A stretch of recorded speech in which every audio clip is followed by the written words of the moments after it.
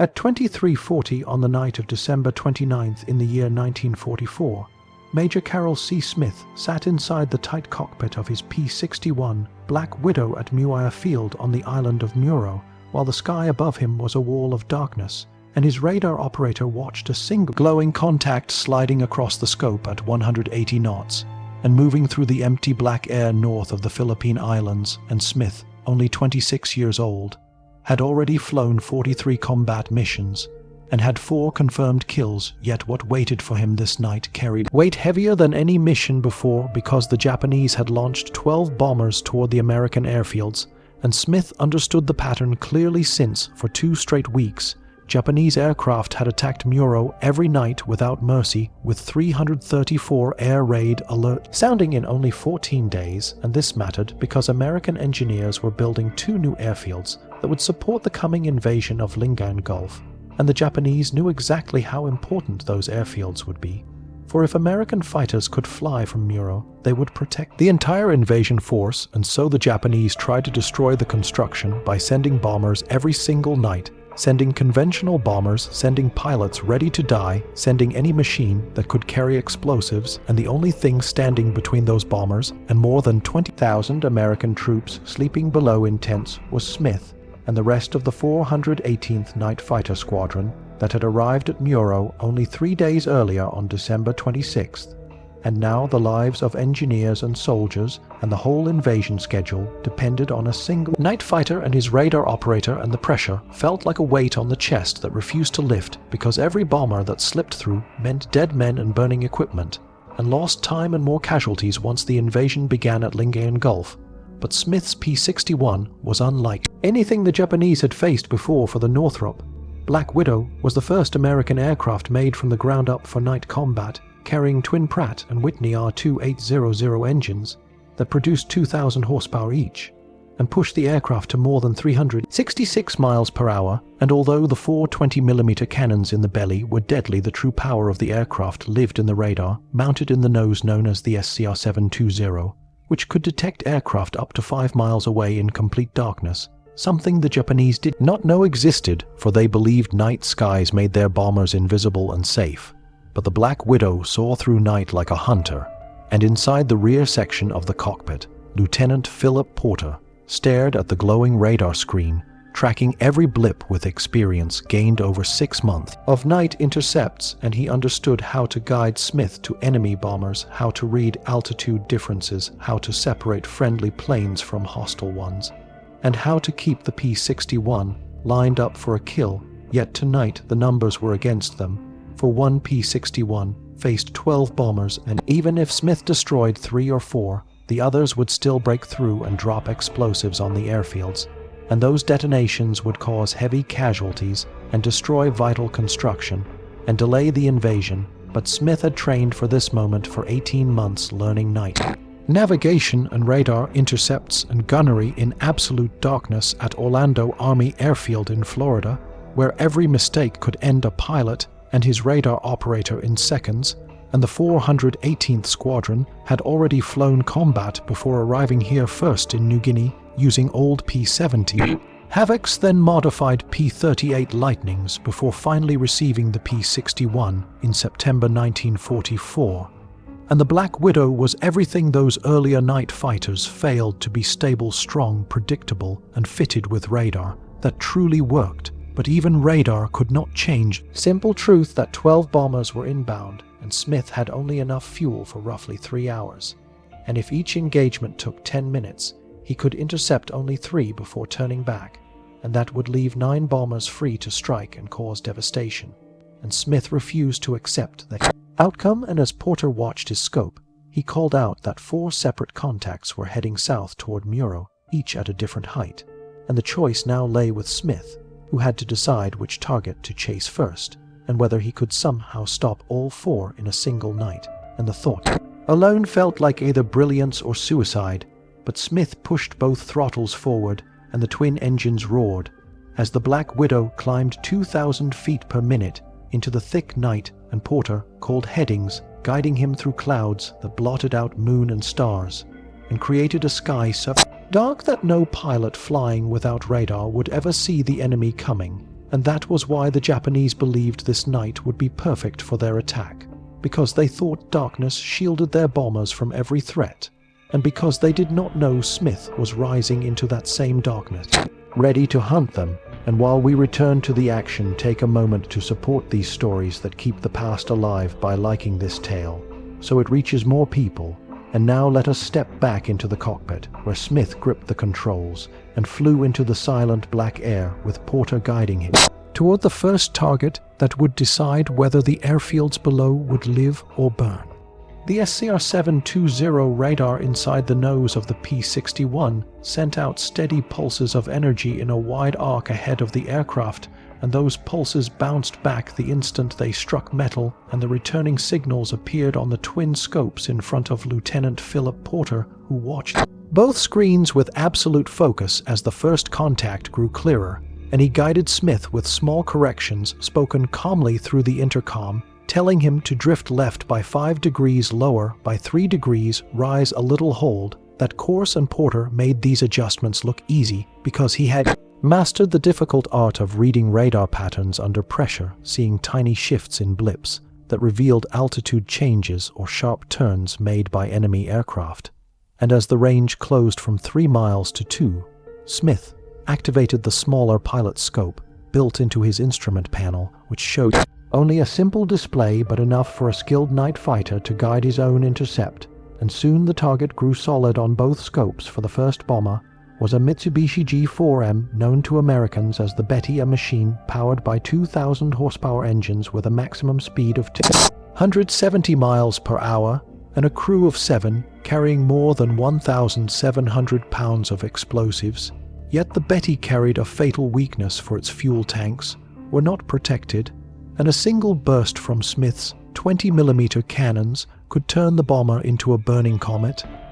As Smith approached within 1,000 yards, he still could not see anything outside his canopy because the night was total darkness with no moon and heavy clouds, and only the faintest glow came from the Betty's engine exhaust far ahead and barely visible. Yet Smith trusted the radar the way a man trusts breath, and he slid the P-61 into perfect position, slightly below and behind the bomber, aiming the entire aircraft because the cannons were fixed, and his gun sight projected a floating ring that framed the target once he aligned it. And when the range closed to 400 yards, he armed the cannons, each carrying 200 rounds for a total of 800, which meant roughly 40 seconds of fire, but night fighter doctrine demanded short bursts to save ammunition and avoid long gun runs that wasted precious time, and Smith squeezed the trigger at 350 yards, unleashing a 2-second burst, and the 4 cannons roared together, shaking the aircraft as 48 high-explosive shells streaked toward the Betty like lines of red light.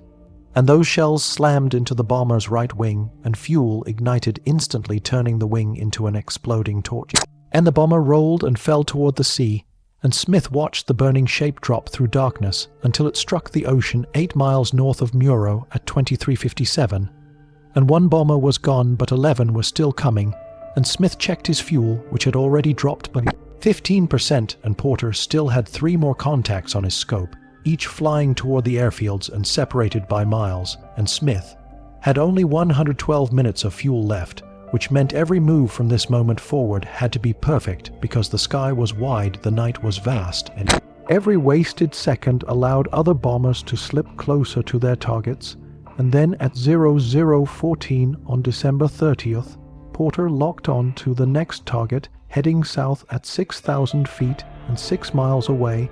and Smith banked the P-61 hard and pushed its speed past 320 miles per hour, though he knew higher speed burned fuel much faster, and he also knew that 5 minutes spent reaching the bomber meant 5 minutes the enemy spent closing in on the airfields and on the men building them, and failure was not something Smith accepted, and that determination pushed him through the thick night until the second bomber revealed itself on the radar scope, another Betty flying lower than the first, just above the cloud line, and this reduced room for maneuver, but Smith still placed the Black Widow below and behind the target, waiting for the moment when the shape of the bomber emerged through dim streaks of cloud, and when it did, he lined up the glowing reticle on the center of the fuselage at 350 yards, and fired again, sending another precise burst of 48 shells into the bomber's engines, which burst into flame almost at once. And the second Betty plunged into the ocean at 0019, and Smith now had 2 kills, yet 10 bombers remained,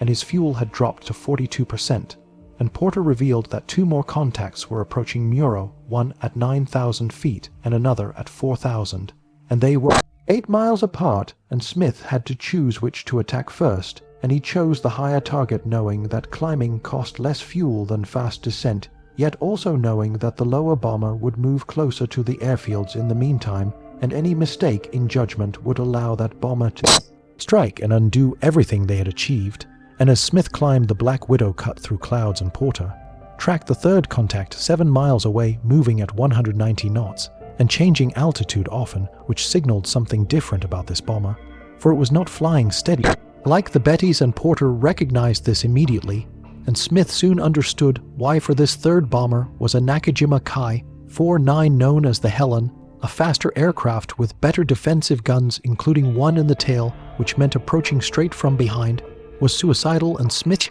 adjusted his plan, drifting to the lower left where the Helen had a blind spot.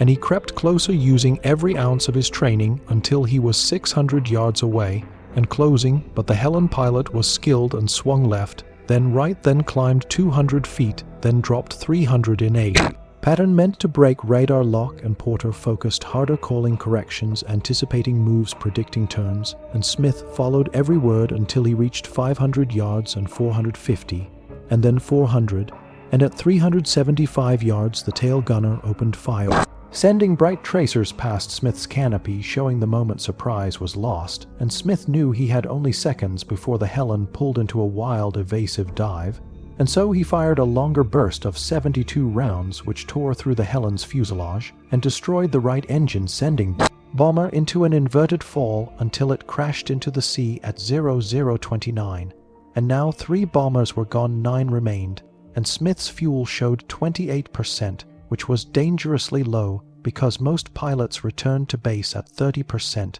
to avoid running out of fuel over Black Ocean with no horizon to see and certain death below. But Porter still had another contact flying at 4,000 feet, heading toward the airfields, and this bomber, the one Smith had bypassed earlier, was now only 12 miles from Muro, where searchlights swept the sky and anti-aircraft gunners waited for targets, and Smith descended rapidly, which saved fuel, and leveled off above the target, spotting yet another Betty flying straight and steady toward the airfields with no evasive movements.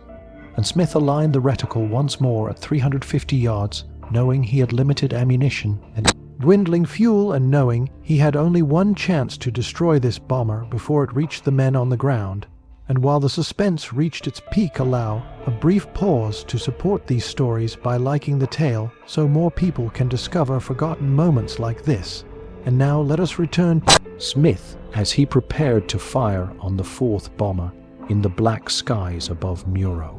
Smith turned the P-61 south and descended through the dark layers of cloud, while the engines vibrated with steady force, and the sense of urgency grew sharper with every passing second, because the second bomber had been 23 miles from the first kill, and at a cruise speed of 280 miles per hour. That distance meant roughly 5 minutes of flight, and 5 minutes allowed the enemy bomber to move dangerously close to the airfields that Smith had sworn to defend, and to prevent that he pushed the Black Widow faster, climbing toward 320 miles per hour, though he knew every rise in power drained fuel at a frightening rate, and each minute at that speed cost him 3 minutes of patrol time. Yet speed was the only path to victory, for if he arrived late, the bomber would release its explosives over the construction zones, and the entire mission would collapse into failure. And as he flew, the sky seemed endless and cold and empty, except for the tiny blip flickering on Porter's radar scope, and Porter called out headings with practiced comm, guiding Smith forward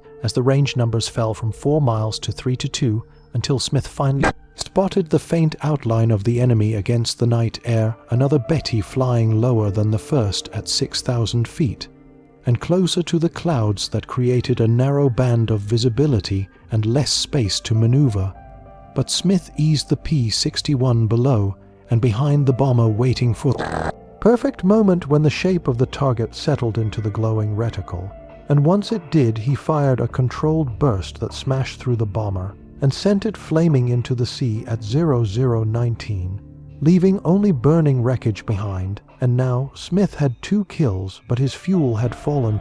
42% and time was slipping away, and Porter announced 2 more contacts approaching Muro at different heights, one at 9,000 feet and the other at 4,000 feet, and they were 8 miles apart, and each heading straight for the airfields, and Smith knew he had to choose and chose the higher one because climbing consumed less fuel than diving, unless he dove too fast, which risked overshooting and losing track of the target. But the higher bomber also lay farther north, and the lower bomber would creep closer to the airfields while Smith pursued the first. And if he made the wrong choice, even one wrong decision, the lower bomber would reach Muro and kill soldiers and engineers, and destroy everything the squadron fought to protect. And yet Smith committed to the climb, because there was simply no other choice, and the P-61 reached 9,000 feet at 0023, and Porter locked onto the third target 7 miles away, heading south at 190 knots. But this bomber acted strangely, cutting left, then right, climbing 200 feet,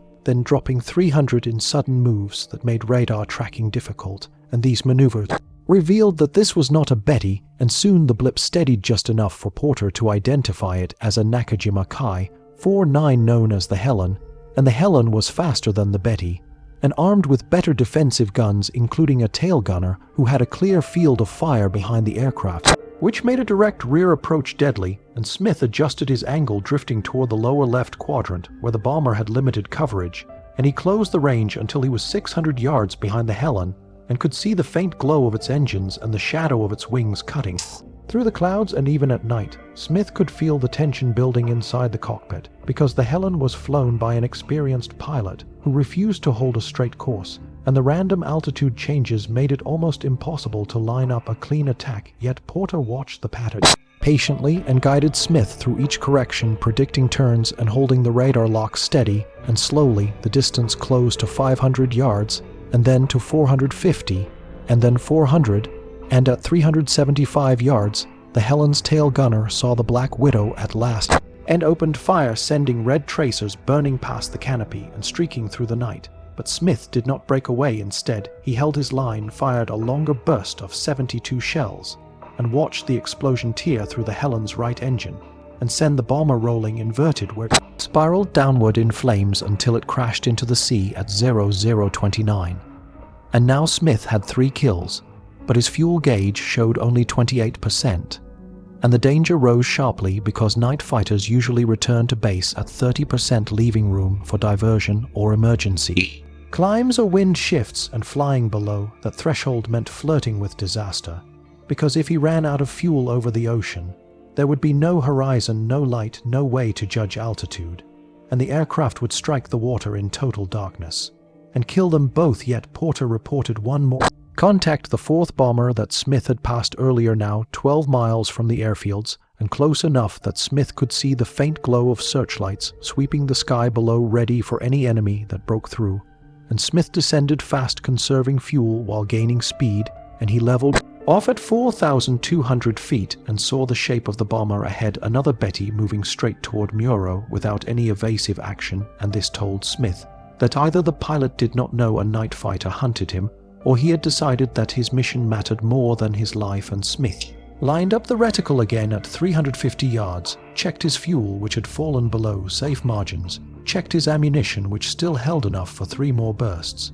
and knew he had only one chance to destroy the bomber. And now the night carried the weight of every second, because missing would mean letting the bomber reach Muro and kill Americans on the ground. And as the tension tightened around them, let us take a small moment to keep these powerful histories alive by liking and sharing, so they reach those who have never heard them. And now we return to Smith as he prepared to fire on the 4th bomber with almost no time and even less fuel remaining,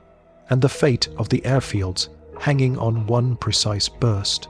Smith steadied the P-61 as he closed in on the 4th bomber, which moved through the black sky at 4,000 feet and showed no sign of evasive action. And at 350 yards he fired a tight burst that tore the Betty apart and sent it plunging into the ocean at 0035. And with that kill, Smith had destroyed 4 bombers in only 55 minutes, Yet his fuel gauge warned that only 21% remained, and that meant his night was far from over because although the surviving Japanese bombers had turned back or vanished from radar, the journey home still carried real danger, and Porter scanned the scope searching for any new contacts as the Black Widow turned toward Muro, and Smith calculated his remaining fuel at roughly 60 gallons, which translated to about 36 minutes of flight time,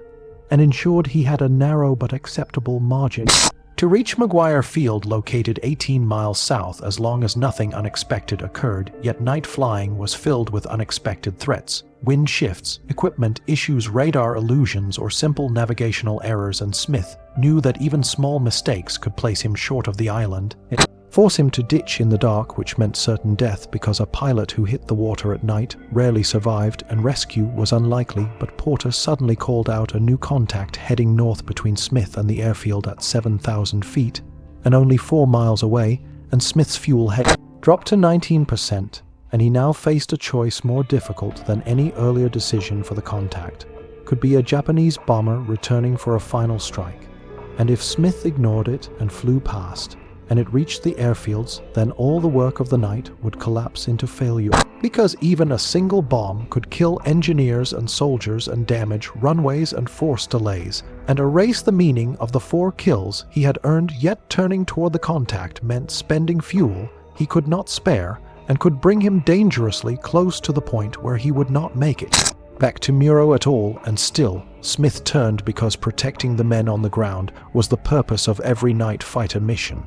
And as Porter guided him with calm, precise instructions, the range closed to 3 miles, then 2, then 1, until Smith spotted the dark shape at 800 yards, and realized it was not a bomber at all, but a Nakajima Kai-84, known as the Frank, one of the fastest and most dangerous Japanese fighters in service, capable of nearly 400 miles per hour, with 4 heavy machine guns and 2 20mm cannons. And in daylight the Frank would outfly and outclimb the P-61 without question. But at night the tables were different, and Smith held the advantage because the Frank pilot could not see the Black Widow stalking him from below and behind.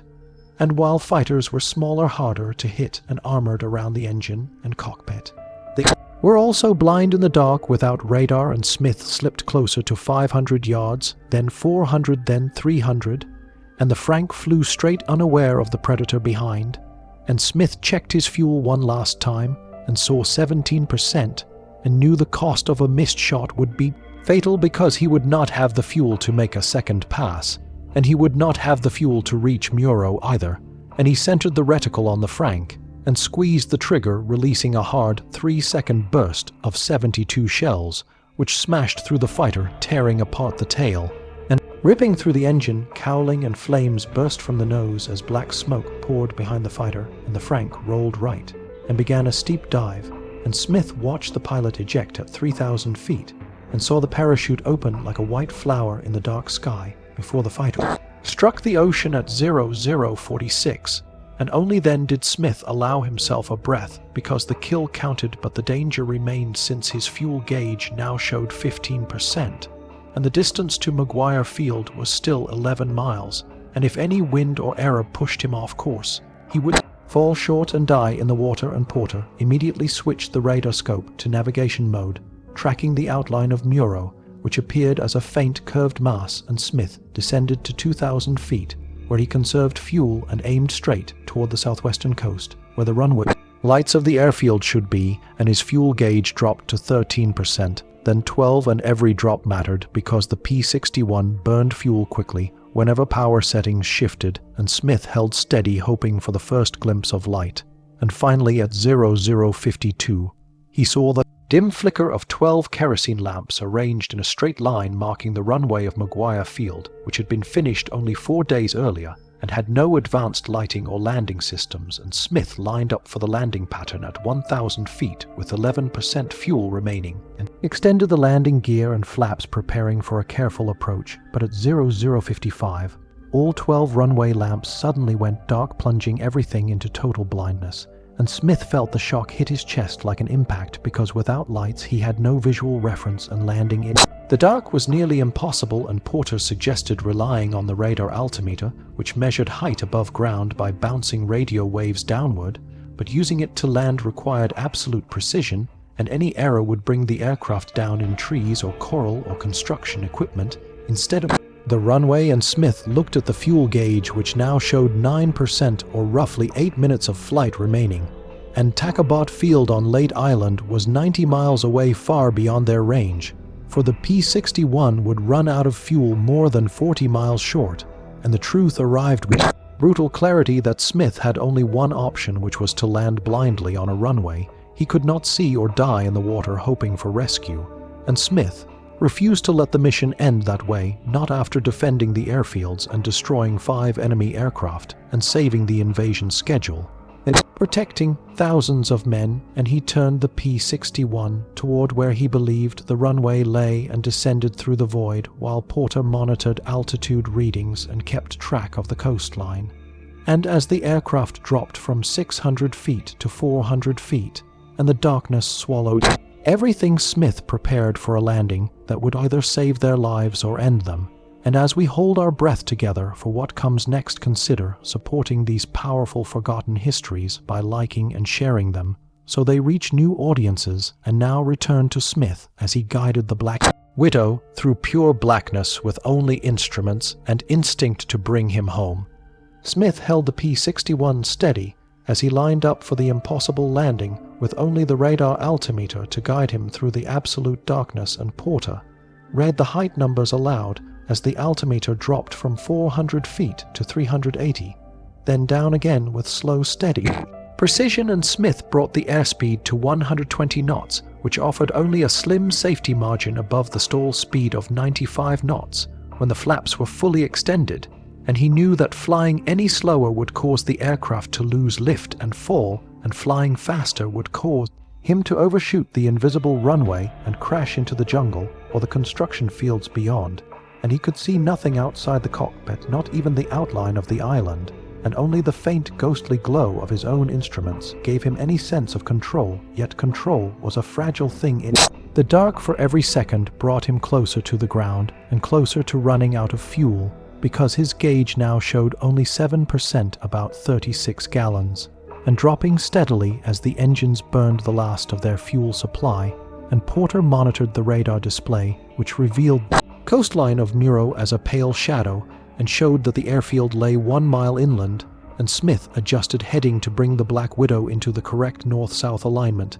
since the runway ran directly along that axis, and if he approached too far left or too far right, the aircraft would touch down in the dense trees surrounding the strip, and the slightest miscalculation would end both their lives and the mission they had fought so hard to complete. But Smith stayed calm, because calm was the only weapon he had left, and at 250 feet he lowered power slightly to settle descent to 300 feet per minute, and the altimeter continued its downward count. 200 feet, then 150, then 100, and still Smith could see nothing beyond the windscreen and could only trust the numbers that glowed from the instrument panel, and every instinct inside him screamed that flying blind at this height was madness. And yet the mission left no room for hesitation and no room for fear, because the alternative meant crashing into the ocean short of the island and dying in the darkness with no rescue and no chance of survival. And Smith refused to end the night that way after destroying 5 enemy aircraft and preventing a devastating attack on the airfields.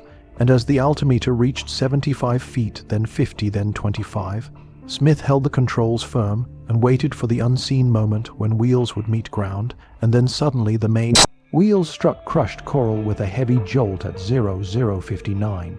and the shock ran through the airframe, but the landing gear held and the nose wheel settled seconds later, and Smith applied steady pressure to the brakes as the aircraft slowed from 100 knots to 80, then 60, then 40, and finally to a crawl, and he held the brakes until the P-61 came to a complete stop on the dark runway, and only then did he allow himself to breathe, because he had touched down without lights, without visuals, without guidance, and had done so with only 3 minutes of fuel left, for the gauge now showed 6%, about 29 gallons, and when ground crew arrived running with flashlights, they illuminated the black shape of the Black Widow resting safely on the coral runway, and guided Smith and Porter toward the parking area, where they shut down the engines at 0:10, exactly 1 hour and 3 minutes after takeoff. And when Smith climbed out of the cockpit, his legs trembled not from fear, but from pure exhaustion, because he had completed 5 intercepts, 5 kills,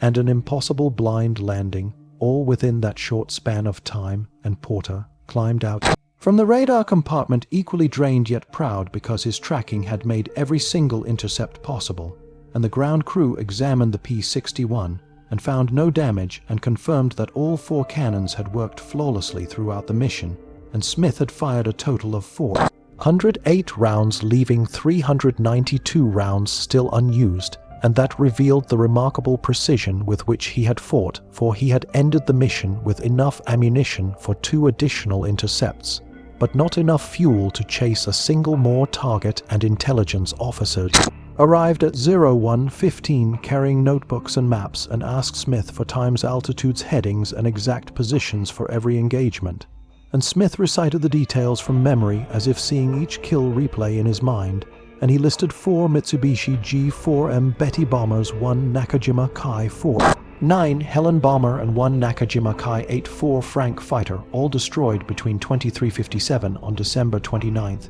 and 0046 on December 30th. And the intelligence team verified his claims with ground radar reports and coast watchers, and confirmed sightings of burning wreckage floating on the ocean at sunrise, and the officers recorded that Smith had achieved 5 kills in 49 minutes, making it one of the most extraordinary night fighter missions of the war. And the magnitude of the night began to spread through the squadron as word reached pilots and mechanics and officers who understood just how rare and impossible such a feat was. And as we stay with this story, take a moment to show support to these forgotten histories by liking and sharing them, so they reach those who have never heard of these brave crews and their impossible missions. And now, with the night mission complete, the dawn would bring a new day, but the fight for the skies over Muro was not over, and more danger waited just hours ahead.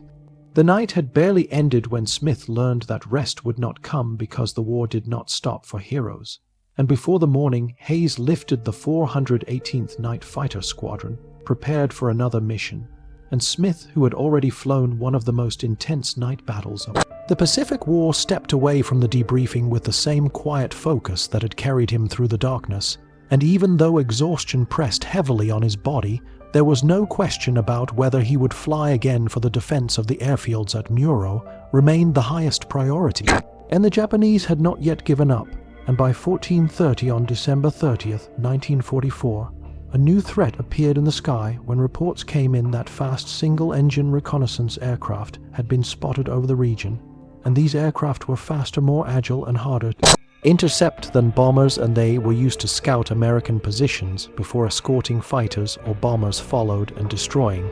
One could prevent future attacks, and Smith knew that radar-guided night fighters had to stop these scouts the same way they stopped bombers, so he and Porter climbed back into the exact same P-61, the aircraft that had carried them through the impossible night just hours earlier, and the ground crew had worked quickly to refuel it, filling all tanks to 646 gallons, and rearming it with 800 rounds of 20mm ammunition so that the Black Widow was once again ready for battle. And at 15:12, Porter detected a new contact on the radar scope, 8 miles out at 12,000 feet, heading north at high speed, and Smith pulled the P-61 into a climbing turn, rising toward the cold, thin air above the clouds.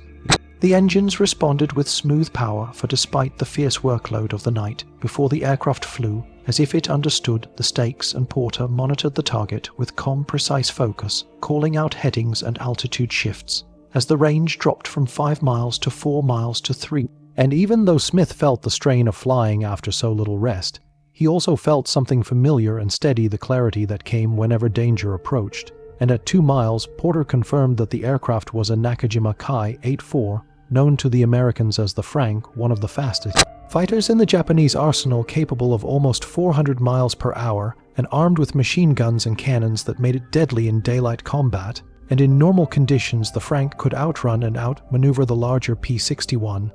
But this was not daylight, and the Frank pilot lacked radar and could not see the Black Widow descending on him from above. and this gave Smith the only advantage that mattered, which was surprise and timing, and he pushed the P-61 into a shallow dive, letting gravity increase the speed until the airspeed indicator neared 390 miles per hour, and the dark shape of the Frank grew larger in his gun sight, and Smith waited for the reticle to settle on the center of the fighter, exactly as he had done through the long night. And when the range reached 400 yards, he fired a tight 2-second burst, sending 48 shells directly into the engine compartment of the Frank, and the effect was immediate as flame burst from the nose, and the fighter rolled over and dove toward the ocean,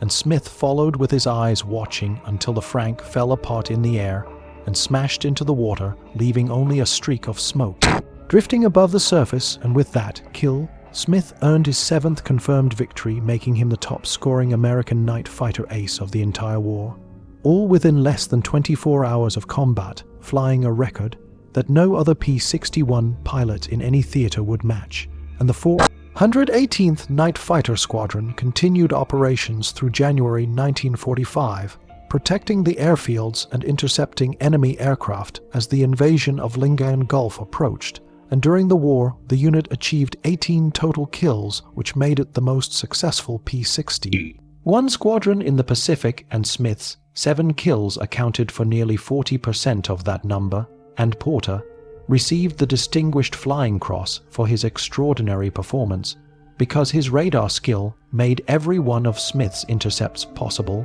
and without him, none of the victory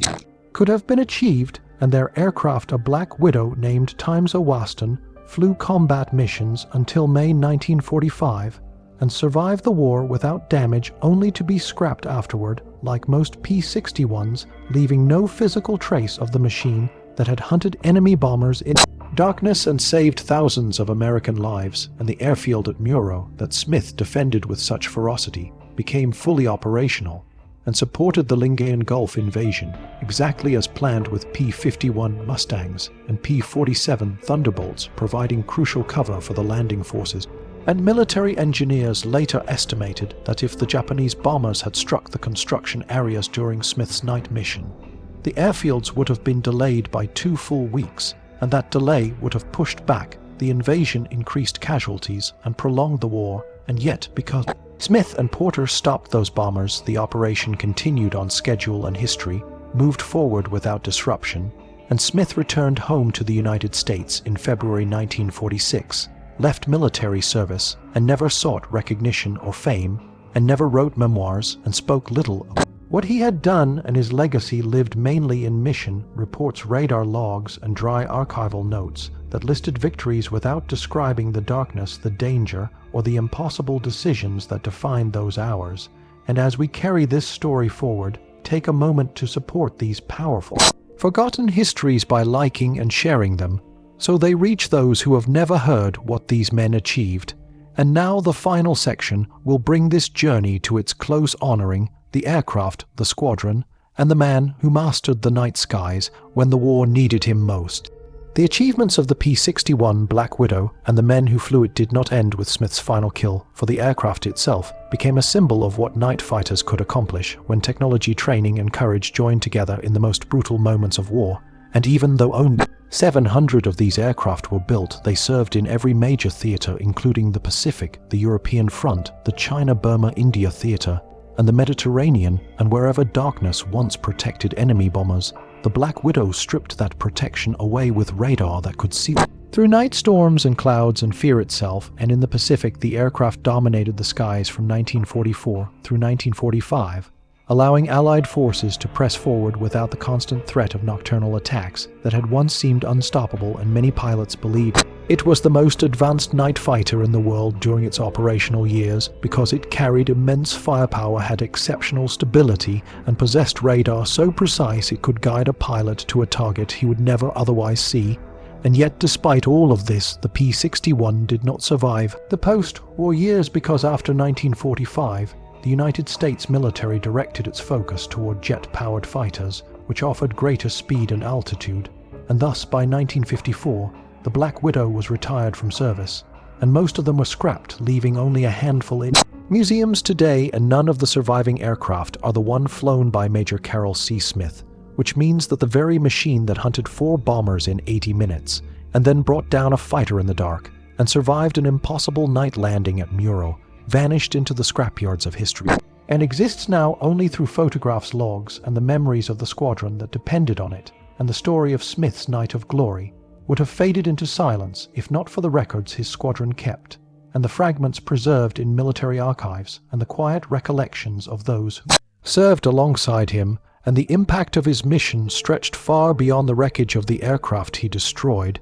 because the airfields at Muro, which he protected on December 29th and December 30th, played a direct role in the success of the Lingayen Gulf invasion that began on January 9th, 1945, as American troops landed under the protective umbrella of fighters like the P-51 Mustang and the P-47 Thunderbolt, which operated safely from airstrips that might not have existed if Smith had not stopped the Japanese bombers that night, and military engineers later analyzed how a successful bombing run would have changed the course of events, and they concluded that if even a few bombs had hit the construction zones, the completion of the runways would have been delayed by as much as 2 weeks, and that 2-week delay would have forced changes in the invasion timetable, caused higher casualties and extended combat operations in the region for weeks or even months. And so the silent work done in the night by Smith and Porter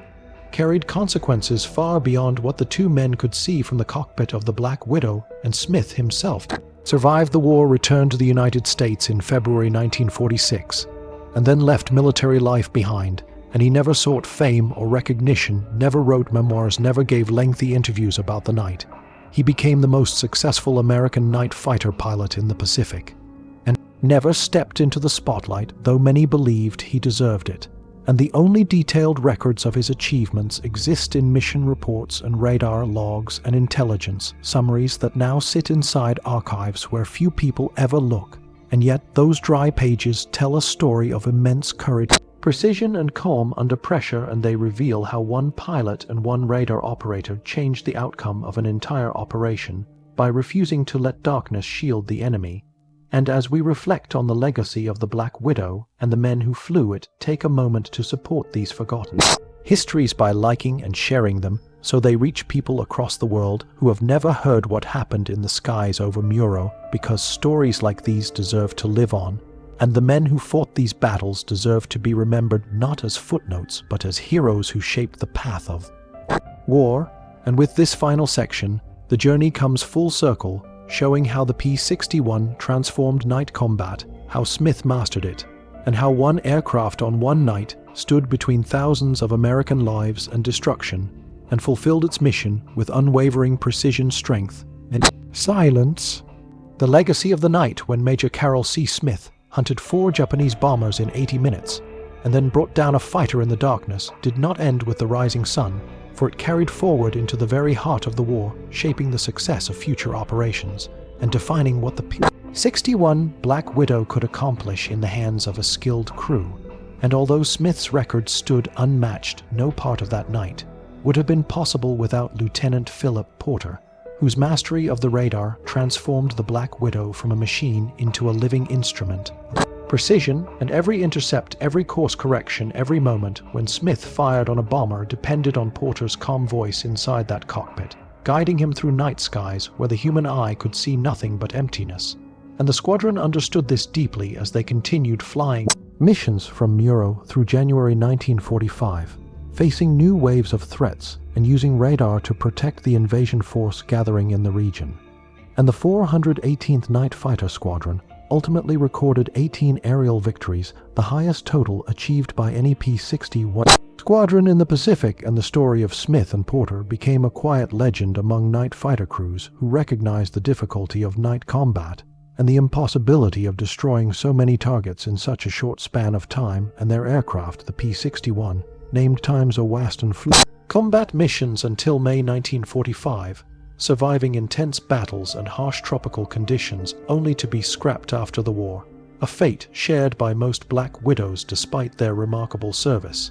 And today, only 4 P-61s remain, none of them the aircraft that defended Muro that night. None carrying the nose art or kill markings that told the story of what happened between 2357 and 0046. on that December night, and Muir Field itself became a vital launching point for the Lingayen Gulf invasion, which began on January 9, 1945. American forces stormed the beaches under the protection of fighters that operated directly from the runways. Smith had saved from destruction, and engineers later studied the impact of Smith's mission and calculated that if Japanese bombs had struck the construction zones that night, the airfield completion would have been delayed by 2 full weeks, and that delay would have forced commanders to postpone the invasion, increasing casualties and prolonging the war. And yet, because Smith and Porter intercepted every bomber that reached their sector, the operation proceeded exactly as planned, and the war moved forward without a costly interruption. And after the victory at Lingayen Gulf, the P-61 continued to prove its worth in battles across multiple theaters, demonstrating how radar had become a decisive weapon of the modern battlefield. And after the war, the P-61 was renamed the F-61 and served until 1954, before being replaced by jet-powered night fighters that carried even more advanced radar systems. But none of them carried the same mystique as the Black Widow that stalked the night skies with silent confidence and ruthless accuracy, and Smith returned to the United States in February 1946, leaving the military and stepping quietly into civilian life without seeking awards or public attention, and without writing memoirs, despite the fact that his single night of combat had changed the course of an entire operation and saved countless lives. And the only records of his achievement now rest in military files and intelligence summaries, where numbers replace emotions and where dates and times stand in place of the fear and tension of flying over black water with almost no fuel left and landing blind on a runway whose lights had failed. And yet, beyond those dry notes and scattered documents, the story of Smith survives because it speaks to something greater than numbers. It speaks to skill, courage, endurance, and the moments in war when a single decision alters the fate of hundreds or even thousands. And that is why these stories matter and why they must continue to be told, so they do not vanish into silence. And so the pilots who risked everything in the darkness are not forgotten. And as we close this chapter, take a moment to support the preservation of these powerful histories by liking and sharing them, by passing them on to others who value the truth of what happened in the skies above Muro on that December night, because every time the story is retold, another piece of history is rescued from fading away, and the memory of Major Carroll C. Smith, of Lieutenant Philip Porter, and of the Black Widow named Times Awaston continues to live on in the world they helped shape with steady hands and unbreakable resolve. If you want more forgotten war stories told with truth, grit, and no filters, subscribe now. Your support keeps these missions alive.